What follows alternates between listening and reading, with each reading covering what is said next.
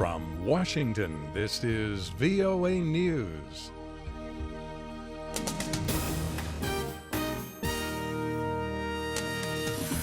I'm Dave DeForest reporting Libyan leaders from the country's two rival parliaments sign a national unity agreement. The signing came in the Moroccan resort town of Skhirat. Edward Yeranian reports. The crowd clapped and chanted, "Libya, Libya, Libya," as the deputy speakers of the country's two rival parliaments signed the National Unity Accord. The agreement is an attempt to end the instability that has marred Libya since the 2011 ouster of longtime leader Moammar Gadhafi. It calls for a new unity government within 40 days, with members from the internationally recognized government in Tobruk and the Islamist-backed body in Tripoli. Edward Yeranian, Cairo. Finance ministers from the UN Security Council have adopted a resolution aimed at disrupting a source of revenue for Islamic State militants. The resolution, sponsored by the United States and Russia, seeks to cut off the group's funding from oil and antiquity sales, ransom payments, and other criminal activities. It also advocates sanctions against IS. The resolution puts the group on the same level as Al-Qaeda. The president of Niger says his government has thwarted a coup attempt. Mamadou Issoufou says several officials have been arrested and that more arrests are expected. Mr. Issoufou made the announcement in a television address to the nation. He said the situation is calm and under control. Russian President Vladimir Putin says he wants to develop better ties with the United States, no matter who wins next year's U.S. presidential election. In his annual news conference with international reporters, Mr. Putin said he is ready to work with any president the American people elect. This is VOA News.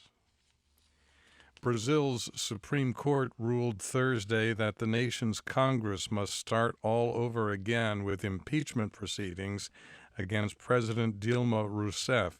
The court annulled an opposition-dominated impeachment commission established by secret ballot in the lower house and shifted responsibility for the proceedings to the Senate.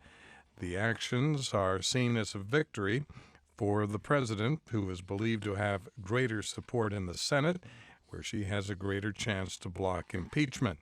Impeachment proceedings were initiated by the political opposition that accused her of breaking budget laws to increase spending during her 2014 re-election campaign.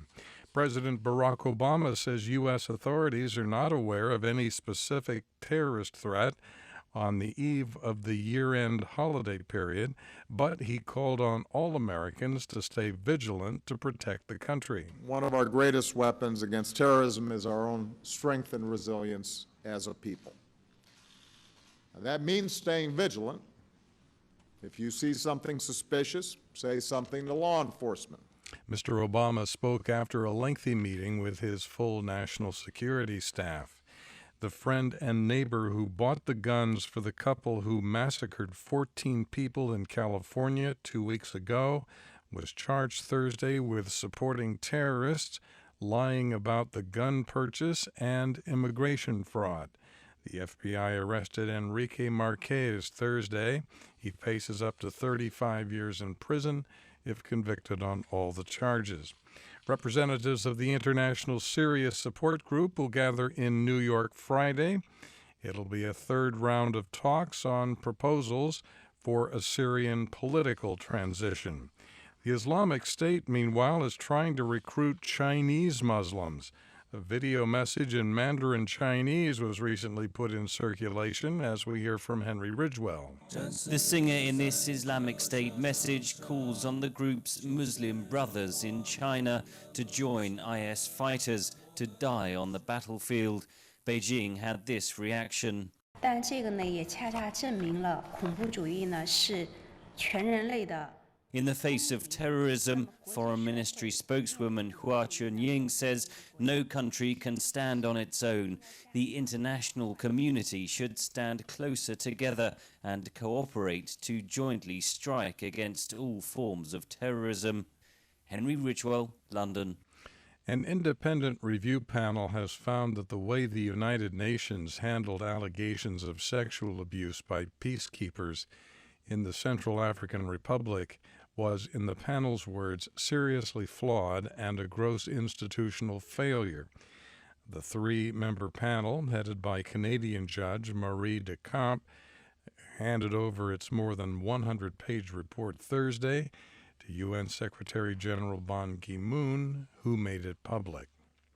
From the VOA News Center in Washington, I'm David DeForest. That's the latest world news from VOA.